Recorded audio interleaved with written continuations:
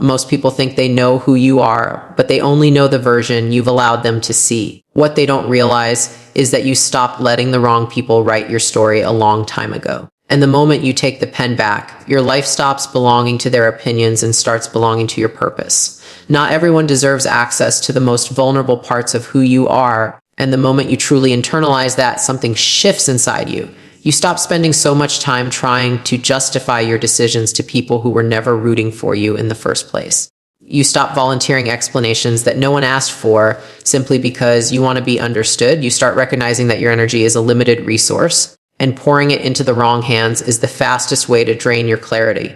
When you protect your energy, you're not being cold, you're being conscious. And consciousness is what separates people who move with intention from people who move out of insecurity. Silence isn't avoidance, it's alignment. When you understand that, you start to understand yourself differently.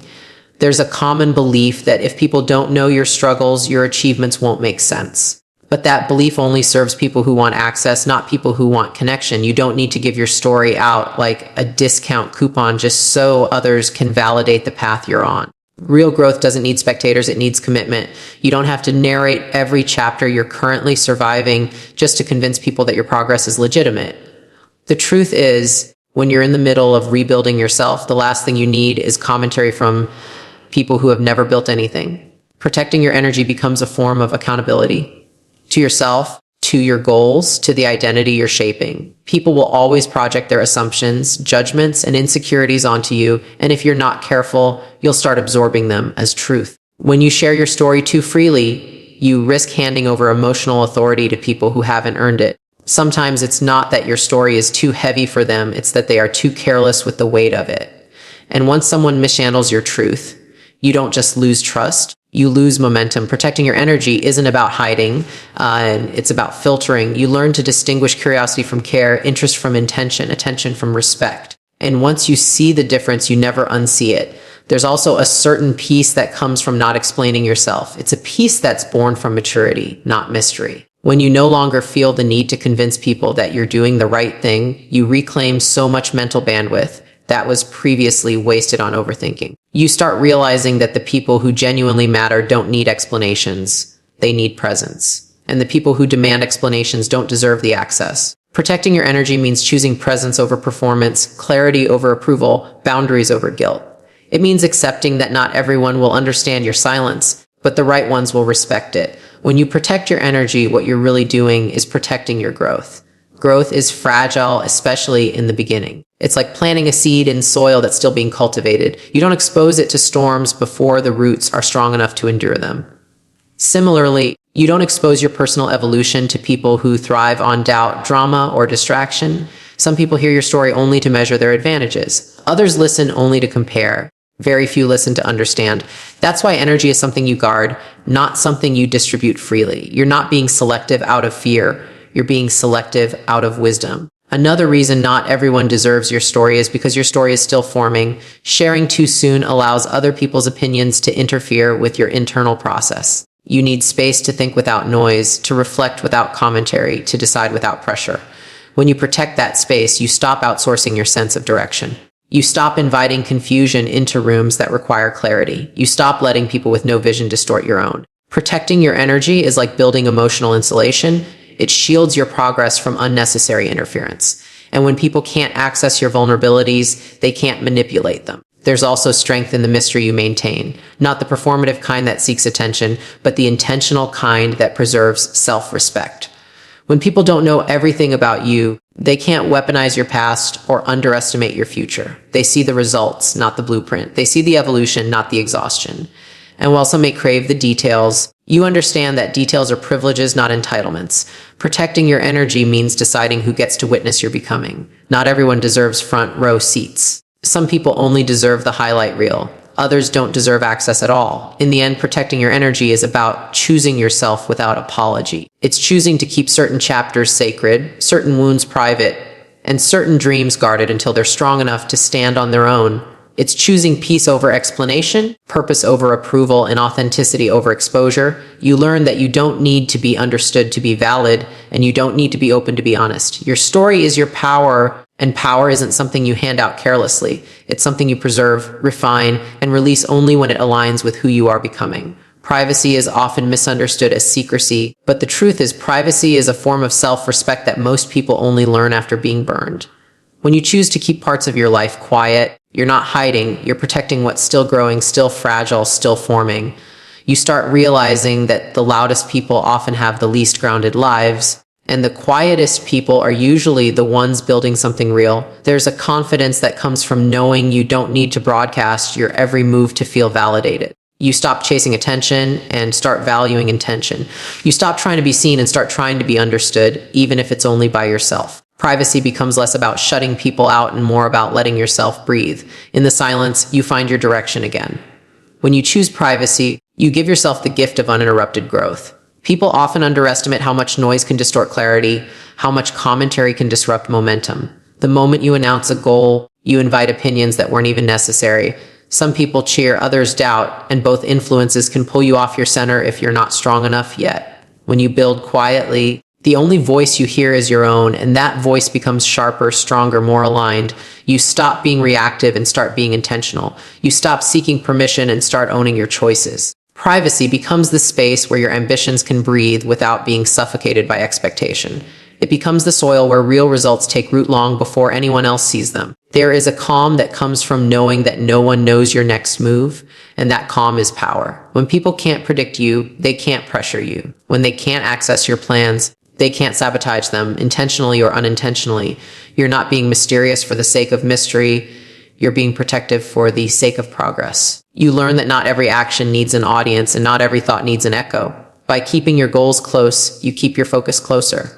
You move with more freedom, more clarity, more discipline. You operate from a place of quiet determination rather than public obligation. Privacy becomes your power source, a battery that stays fully charged because no one else is draining it. Keeping your life private also helps you separate your identity from other people's expectations. The moment you share your ideas too early, people start projecting their fears, their insecurities, their doubts onto you. Even the people who love you can unintentionally shrink your vision. They don't mean harm, they just see the world through their own limitations. When you keep your journey quiet, you give yourself the chance to develop conviction before confronting criticism. You build your belief privately so that when you eventually face resistance, you're not easily shaken. Privacy strengthens your foundation. It helps you become certain of who you are before the world tries to tell you who you should be. That certainty becomes your shield. Privacy also protects your emotional bandwidth. When you overshare, you invite emotional responsibility you never asked for. People expect updates, explanations, consistency, even justification. They start acting entitled to your process without ever contributing to it. And when you're building something meaningful, the last thing you need is a crowd that wants entertainment instead of understanding. Keeping your life private means you don't owe anyone updates. You don't owe anyone progress reports. You don't owe anyone your pace, your timeline, or your milestones. You make room for the only thing that truly matters, your ability to stay focused on the work itself. Privacy becomes a filter that keeps unnecessary demands out of your emotional space. One of the most empowering parts of privacy is the control it gives you over your narrative. When you share selectively, you choose what parts of your life are shaped by public perception and what parts remain untouched. You don't let people define your story based on incomplete information. You don't allow rumors to fill the gaps that silence leaves. People can speculate all they want, but speculation has no power over you when you're grounded in your own truth. Privacy lets you release information with intention, not impulse. It lets you decide what's sacred, what's personal, and what's purposeful. You stop living reactively and start living strategically. Your story becomes something you direct, not something you defend. Privacy also strengthens your relationships. When you don't broadcast everything, you start valuing the people who genuinely show up for you, not the ones who show up out of curiosity. You begin to see who is consistent without needing details, who supports you without needing explanations, who trusts your path without needing proof. These relationships deepen because they are based on presence, not performance. The more private your life becomes, the more meaningful your connections become. You communicate with intention, you listen with awareness, and you choose your circle with discernment. Privacy refines your relationships by removing the spectators and revealing the supporters. And that clarity is invaluable. Moving privately teaches you discipline in a way that public accountability never can. Public declarations rely on pressure. Private commitments rely on integrity. When no one is watching, you learn what type of person you truly are. You discover whether your goals matter to you or just to the audience you're performing for. Privacy removes the applause and leaves you alone with your values, your habits, and your work ethic. You become accountable to yourself, not to people's expectations of you. You start honoring your word because it matters to your identity, not because you want recognition. There is no stronger form of discipline than the kind practiced in silence. Privacy makes you honest with yourself. And finally, privacy gives you the space to evolve without judgment. Growth is messy, nonlinear, and often filled with mistakes that don't need to be witnessed by the world. When you grow privately, you allow yourself room to fail without shame, to learn without scrutiny, to restart without explanation. You're not performing your evolution, you're living it. You're not curating your journey, you're experiencing it. Privacy gives you the freedom to transform authentically without trying to fit into the mold of who people think you are. And that freedom becomes the foundation for everything you become after that. Your story becomes powerful the moment you stop using it as a way to gain approval and start using it as a way to create impact. When you share it from a place of healing instead of needing, people feel the difference instantly. You no longer speak to be validated, you speak to be useful. You're not looking for someone to applaud your survival, you're offering insight to help someone navigate their own struggles. That shift in intention changes the entire energy behind your words. It moves you from seeking sympathy to offering strength. It changes your story from something that weighs you down into something that lifts others up. And when your purpose shifts from see me to learn from me, your voice carries a different kind of authority. You're not performing, you're contributing. Every experience you've lived through holds lessons that can help someone else, but timing determines whether that lesson is delivered with clarity or confusion. When you share your story before you've processed it, it often comes out tangled, defensive, and heavy. It becomes less of a teaching tool and more of an emotional spillover. But when you share your story after you've gained perspective, the same pain becomes a roadmap. You're able to speak from a place of understanding, not reaction. You transform from someone still inside the storm to someone who made it through and can describe the way out. Your story becomes impactful because it is delivered with intention rather than desperation. People don't just hear your words, they trust them. They're not witnessing your wounds, they're witnessing your wisdom. The truth is, not everyone is meant to receive the depth of your experiences because not everyone will hold them with respect. Some people only listen to compare, judge, or gossip, not to grow. Sharing your story with those kinds of people dilutes its meaning and drains your energy. Your story is not entertainment, it's evidence of your evolution. When you choose your audience wisely, you give your experiences the dignity they deserve. You recognize that your journey isn't a public display, it's a personal archive of lessons. And you understand that the impact of your story depends just as much on who hears it as it does on how you tell it. Selective sharing isn't selfish, it's strategic. It ensures your truth lands where it can actually take root. Your story becomes a tool for impact when you stop centering yourself and start centering the transformation inside it. People don't connect with the details of your struggle, they connect with the meaning behind it. They're not moved by the events, they're moved by what you learned, how you changed, and who you became. That's where real influence lies, in the evolution, not the events. When you share from that place, your story becomes a mirror that allows others to see their own potential. It becomes a reminder that pain is not permanent, obstacles are not final, and growth is always possible. Your vulnerability becomes valuable because it's anchored in purpose. It's not about exposing your past, it's about elevating someone else's future. There's a discipline in choosing to share your story only when it has something to offer. It requires resisting the impulse to overshare, especially in moments of frustration, insecurity, or emotional overwhelm. It means holding your truth close until you can present it with clarity, strength, and intention. That discipline teaches you emotional maturity. You learn to process privately and teach publicly. You learn to feel deeply without needing to broadcast those feelings to validate them. You learn that the most meaningful versions of your story are the ones that are delivered after reflection, not during reaction. And in practicing this restraint, you gain mastery over your message. You learn to respect your journey enough to present it with integrity. When you shift your story from validation to impact, you start attracting a different kind of connection. People stop seeing you as someone who needs reassurance and start seeing you as someone who offers value. They approach you not out of pity, but out of admiration. They don't come to witness your struggle, they come to learn from your strength. The relationships you build become richer, deeper, and more stable because they are based on mutual respect rather than emotional dependency. You're no longer bonding through shared wounds. You're bonding through shared growth. And that kind of connection lasts longer, reaches deeper, and transforms faster than any surface level sympathy ever could. Another truth is this: Your story becomes impactful when you release the fear of being misunderstood. You stop trying to shape your narrative to fit people's expectations and start sharing it authentically. You understand that your story is not meant to please everyone. It's meant to reach the right ones. And the right people don't need polished perfection. They need real honesty. They need the version of your story that includes your failures, your doubts, and your resilience. They learn from your courage, not your convenience. When you embrace this level of honesty, your story becomes relatable instead of idealized, grounded instead of glamorous. People connect with what is real because it reminds them of their own humanity.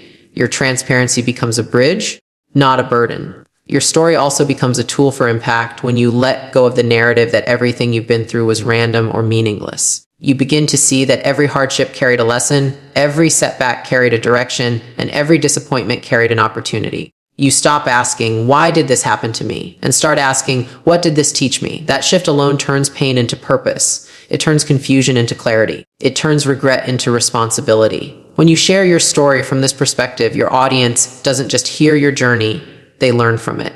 They don't see your wounds, they see your wisdom. They don't pity your past, they respect your perseverance. And that impact ripples far beyond the moment you speak. And finally, your story becomes impactful the moment you understand that it is not your identity. It is your evidence. It is proof that you survived, that you changed, that you evolved. You are not defined by what you went through. You are defined by what you chose to become afterward. When you speak from that place, your story becomes a catalyst for growth in others. It becomes a reminder that strength is learned, not inherited, that resilience is built, not gifted, and that healing is possible no matter how heavy the past. Your story becomes a light, not one that begs to be noticed, but one that helps others see their own way forward. You reach a turning point in life when you finally realize that you are the one holding the pen, and no one else gets to decide how your story is written. For too long, we let people narrate our lives through their opinions, their assumptions, their judgments. We hand them chapters they didn't earn and give them influence they don't deserve. But when you take back authorship, everything changes. You stop explaining yourself just to fit into someone else's expectations. You stop shrinking to match the limits others place on you. You stop letting their voices drown out your own intuition. Taking ownership of your story means reclaiming your identity, your choices, and your direction without apology. People will always try to label you based on the version of you they met, not the one you're becoming. They freeze you in a past moment because it's easier for them to understand than your growth. But you are not obligated to stay familiar for anyone's comfort. You get to rewrite yourself as many times as you need. You get to evolve without announcing it, heal without showcasing it, and change without asking permission. Being the author means you don't let old chapters dictate new ones. You don't let outdated perceptions hold your future hostage. You choose freedom over familiarity, transformation over tradition, and expansion over explanation. You also learn that people interpret your story through the filters of their own experiences. They misunderstand you not because your story is unclear, but because their lens is limited. And you can't edit your life to match someone else's perspective. Their confusion is not your responsibility. Their misinterpretation is not your burden. When you stop trying to manage other people's understanding, you reclaim so much emotional energy. You begin to show up for yourself instead of performing for approval. You stop over explaining decisions that were made from a place of clarity. You stop defending boundaries that were set for your peace. Being the author means choosing authenticity over accommodation every single time. When you take control of your narrative, you also gain control over what you reveal and what you protect. Not every truth needs to be told publicly. Not every struggle needs an audience. Not every chapter needs validation. Privacy becomes a creative tool, one that allows you to develop, rebuild, and refine yourself without interference. You learn that silence isn't hiding, it's strategizing. That withholding isn't dishonesty, it's discernment. The more you honor your story as something sacred, the more selective you become with who gets to read it. Some people only get a summary, others get a page, and a rare few earn the whole book. Taking authorship also means accepting the responsibility of your choices. You stop blaming others for the direction your life is taking. You stop pointing to circumstances as the reason you're stuck. Instead, you begin editing your habits, rewriting your environment, and revising your mindset. You stop waiting for someone else to fix the plot and start rewriting it yourself. You understand that growth requires uncomfortable decisions, that progress requires uncomfortable honesty, and that elevation requires uncomfortable boundaries. You rise not because things become easier, but because you become bolder. And every bold decision sharpens your voice as the author of your life. There's a certain confidence that comes from refusing to be defined by the versions of you that no longer exist. You stop carrying shame for chapters you've outgrown. You stop letting mistakes haunt you long after they've taught you. You stop letting your past speak louder than your potential.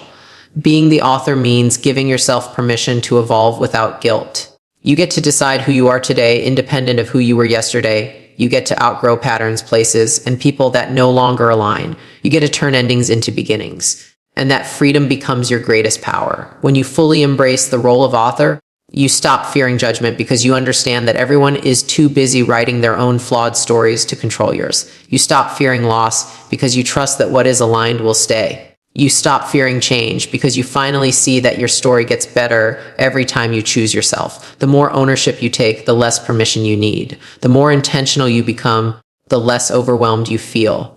You learn to trust the direction of your life even when the chapter you're in doesn't make sense yet. You understand that authors don't panic during plot twists. They rewrite, revise, and keep moving. You also start noticing how empowering it feels to reveal only what matches the identity you're growing into. When you stop giving people access to your uncertainty, you protect your confidence. When you stop sharing from a place of insecurity, you protect your progress.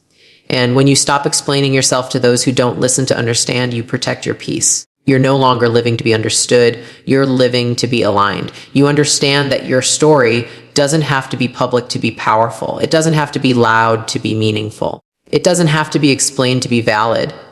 Your growth becomes something you honor, not something you broadcast. Taking the pen back also means you get to choose which voices you allow into your narrative. Some people derail your growth with their doubts, while others elevate it with their belief. Some people deserve a footnote, while others deserve a chapter. And some people, no matter how familiar, no longer belong anywhere in your story. Being the author gives you the courage to close doors without guilt, to detach from characters who stunt your growth, and to invite in only those who contribute to the journey. You stop clinging to connections out of habit and start choosing connections out of alignment. Your story becomes lighter, clearer, and more meaningful. And in the end, taking ownership of your story is the greatest declaration of self-respect you will ever make. It means refusing to live as a character in someone else's expectations. It means choosing authenticity even when it's misunderstood. It means walking away from anything that silences your voice, diminishes your worth, or interrupts your growth. Your life is a book only you can write, and the courage to write it your way is what turns an ordinary journey into an extraordinary one. So keep writing boldly, keep evolving unapologetically, and keep choosing the narrative that honors the person you are becoming, because your story deserves nothing less.